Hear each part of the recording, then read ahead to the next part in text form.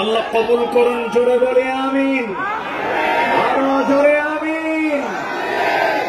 আমার বিশ্বাস আল্লামা সাইদের সুরেই কথা বলতে চাই। উনি বলেছেন গোটা পৃথিবীর মধ্যে একমাত্র বাংলাদেশেই ইসলামী হুকুমত কায়েম হওয়ার জন্য একটা উর্বর জমিন, এটা বাংলাদেশ। এই জমিন আল্লাহর দিন কায়েম হবে, জোরে বলি ইনশাআল্লাহ, আর জোরে বলি ইনশাআল্লাহ। আসুন আমরা ইসলামের বাংলাদেশ, আগামী দিনের বাংলাদেশ হবে উলামায়ে কেরামের বাংলাদেশ। এই প্রতিষ্ঠানে কারা একমত আছেন? দুই হাত উঁচু করে দেখান।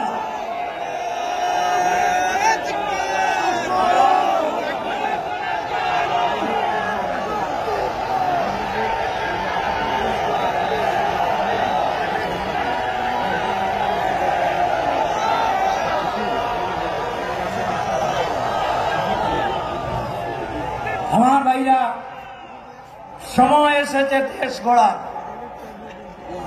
সময় এসেছে এই দেশকে গড়ার। আজকে আমাদের দেশের